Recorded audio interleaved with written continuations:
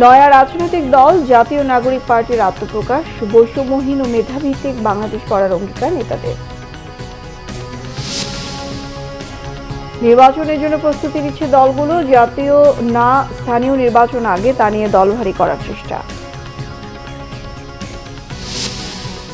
ট্রাম্পের সাথে আলোচনাকালে তর্কে জড়ালেন জেলেনস্কি, মার্কিন প্রেসিডেন্টের প্রশংসা করল মস্কো।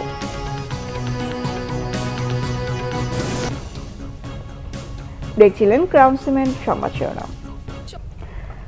যাত্রা শুরু করলো দেশে তরুণদের নেতৃত্বাধীন নতুন রাজনৈতিক দল জাতীয় নাগরিক পার্টি। নাহিদ ইসলামকে আহ্বায়ক ও আক্তার হোসেনকে সদস্য সচিব করে শুক্রবার ঘোষণা করা হয়েছে 151 সদস্যের আংশিক কমিটি। কোনো বিভক্তি নয়, সবাইকে হতে হবে বাংলাদেশপন্থী, বলেছেন দলের আহ্বায়ক নাহিদ ইসলাম। ওবায়দুল্লাহ মামুনের রিপোর্ট, ক্যামেরায় ছিলেন জাহাঙ্গীর আলম।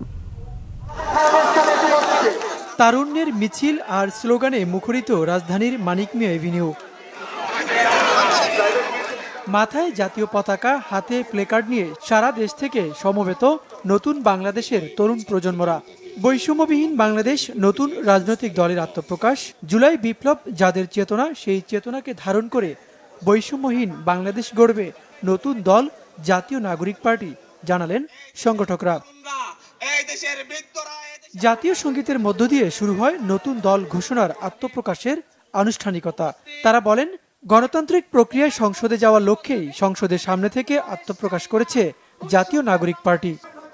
বাংলাদেশকে প্রকৃত রাষ্ট্র হিসেবে গড়ে তোলার উদ্যোগ অতীতে কোনো সরকার নিতে পারেনি বলে আক্ষেপ তরুণদের। বলেন, জনবান্ধব সরকার ও রাষ্ট্র গঠনে ভূমিকা রাখবে নতুন রাজনৈতিক প্ল্যাটফর্ম। যদি ওই 5 আগস্টে খুনি হাসিনা জান নিয়ে পালিয়ে যাওয়ার পরে আমরা এই বাংলাদেশ নিয়ে যে স্বপ্নগুলো দেখেছিলাম সেগুলো আমরা বাস্তবায়ন করতে চাই, তাহলে আমাদের এই রাজনৈতিক দলগুলোকে ঐক্যবদ্ধভাবে কাজ করতে হবে। জুলাই অভ্যুত্থানের শহীদদের যে আত্মা, তাদের ত্যাগ আমাদের উপরে এই দায় চাপিয়ে দিয়েছে। এই দায় অস্বীকার করার কোনো উপায় নাই।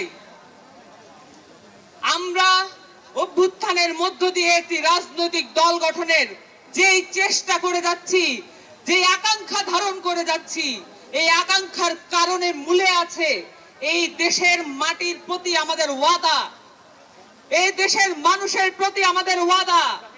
জাতীয় নাগরিক পার্টি জনমানুষের দল হবে সেই প্রত্যাশার কথা জানান নতুন রাজনৈতিক দলের আহ্বায়ক নাহিদ ইসলাম। আমরা দৃঢ়ভাবে বিশ্বাস করি, জুলাই 2024 গণ অভ্যুত্থান কেবল একটি ফ্যাসিবাদী শাসনের বিরুদ্ধেই বিজয় নয়, এটি আমাদের ভবিষ্যৎ নির্মাণেরও শপথ। চলুন আমরা একসঙ্গে হাতে হাত রেখে এমন একটি বাংলাদেশ গড়ে তুলি যেখানে প্রতিটি নাগরিকের কণ্ঠস্বর প্রতিধ্বনিত হবে, যেখানে ন্যায় প্রতিষ্ঠা, মানুষের অধিকারের সংগ্রামী হবে রাজনীতির অন্যতম লক্ষ্য, যেখানে সাম্য ও মানবিক মর্যাদা হবে রাষ্ট্রের ভিত্তি। এখনই সময় নতুন স্বপ্ন দেখার, নতুন পথ চলার এবং একটি নতুন বাংলাদেশ গড়ার। এই নতুন বাংলাদেশ গড়ায় আমরা সবাই প্রত্যেকে যার যার অবস্থান থেকে শপথ করি, ঐক্যবদ্ধ হই এবং আমাদের কাঙ্ক্ষিত সেকেন্ড রিপাবলিক প্রতিষ্ঠার লড়াইয়ে দৃঢ় চিত্তে এগিয়ে যায়। নতুন পথ চলায় সবাইকে পাশে চান জুলাই বিপ্লবের অগ্রনায়করা। ওবায়দুল্লাহ মামুন, বাংলা ভিশন, ঢাকা। স্থানীয় জাতীয় নির্বাচন আগে পরে নিয়ে তর্ক বিতর্ক থাকলেও প্রধান দলগুলো ব্যস্ত নির্বাচনী মাঠ গোছাতে। বিএনপি চেষ্টা করছে আগে জাতীয় নির্বাচনের পক্ষে থাকা দলগুলোকে ঐক্যবদ্ধ করতে, আর আগে স্থানীয় সরকার নির্বাচন করার পক্ষে অবস্থান জোরালো করছে জামায়াত ইসলামী ও জাতীয় নাগরিক কমিটি। মামুন আব্দুল্লাহর প্রতিবেদন। সত্যচিত্তে শপথ গ্রহণ করিতেছি যে দায়িত্ব নেয়ার 6 মাসের মাথায় এসে সরকারের উপর চাপ বাড়ছে জাতীয় নির্বাচনের জন্য। অল্প সংস্কার হলে এবছরের ডিসেম্বরের শেষের দিকে, আর প্রয়োজনীয় সংস্কার হলে 26 জুনে জাতীয় নির্বাচনের কথা ভাবছে সরকার। তবে এখনো আসেনি চূড়ান্ত কোনো সিদ্ধান্ত। এ অবস্থায় সংস্কার, স্বৈরাচারের দোসরদের বিচার এবং স্থানীয় সরকার নির্বাচন নিয়ে আলাদা আলাদা চ্যালেঞ্জ আছে ছাত্র জনতা গঠিত অন্তর্বর্তী সরকারের কাছে। জাতীয় সংসদ নির্বাচনের আগে স্থানীয় নির্বাচন প্রশ্নে মতভিন্নতা আছে বিএনপি ও জামায়াতের মধ্যে। বিএনপি বলছে, জাতীয় নির্বাচনের আগে স্থানীয় নির্বাচনে মাথাচাড়া দিয়ে উঠতে পারে স্বৈরাচারের দোসররা। স্থানীয় সরকারে যারা নির্বাচিত হয়ে আসে তারা বিদ্যমান সরকারকেই সমর্থন করে থাকে সাধারণত, এই হিসাবে তারা তাদের দলে লোক ভর্তি করার জন্যে এটা বলছে। বাট এই ধরনের নির্বাচনে একটু দীর্ঘ সময় লাগে, জাতীয় নির্বাচন পিছিয়ে যাবে, এবং তাছাড়া ইউনিয়ন পরিষদ নির্বাচনে গ্রামে অনেক তুমুল মারামারি কাটাকাটি ইত্যাদি হয়। এর ফলে দেশে আইন শৃঙ্খলা পরিস্থিতি আরও ঘোরতর অবনতি হবে, এবং এই কারণে হয়তো জাতীয় সংসদ নির্বাচন করা অত্যন্ত দুরূহ হবে। এই জন্য নির্বাচন কমিশনও চায় না, কোনো দলও চায় না। 26টি রাজনৈতিক দলকে প্রফেসর ইউনূস আহ্বান জানিয়েছিলেন এর আগে, সেখানে 24টা দল বলেছে যে আমরা জাতীয় সংসদ নির্বাচন আগে চাই। দুটি মাত্র দল, জামাতে ইসলামী এবং গণ অধিকার পরিষদ, এই দুটি মাত্র দল তারা আগে স্থানীয় সরকার নির্বাচন চেয়েছে। তবে জাতীয় নির্বাচন সুষ্ঠু করার স্বার্থেই আগে স্থানীয় সরকার নির্বাচন চায় জামাতে ইসলামী। নির্বাচন প্রক্রিয়ার সাথে যেসব প্রতিষ্ঠান ও বিভাগ জড়িত সেগুলোর সংস্কার শেষেই জাতীয় নির্বাচন চায় দলটি। কতটা দল চাচ্ছে অথবা কতটা দল চাচ্ছে না, জামাত এইটা বিবেচনায় নিচ্ছে না। জামাত বিবেচনায় নিচ্ছে সাধারণ মানুষ, আমাদের শহীদ, আমাদের আহত পঙ্গু ছাত্র জনতা যে জন্য এই পরিবেশটা তৈরি করেছে, নিশ্চয়ই সেটার জন্য ভোটের একটা মূল্যায়ন থাকবে। সেটা ভোটের জন্য আমরা 15 বছর দিতে পারি নাই, কিন্তু সেই ভোট তো আপনার অর্থবহ করতে হলে তো এই প্রক্রিয়াগুলো আপনাকে মেনটেন করতে হবে। আমি বললাম যে ঠিক আছে জাতীয় ইলেকশনটা আগে দেন, এটা আমি বললাম। আপনি বললেন যে না লোকাল ইলেকশন আগে দেন। এটা নিয়ে আমাদের মধ্যে কথা কাটাকাটি, কথা চালাচালির মাঝখানে বিচার এবং সংস্কারটা যদি 3rd এবং 4th স্টেজে চলে যায়, তাহলে কিন্তু আপনার ওই ফার্স্ট ন্যাশনাল ইলেকশন এবং 2nd লোকাল ইলেকশন এইটা কিন্তু আপনার একদম পিছনে চলে যাবে।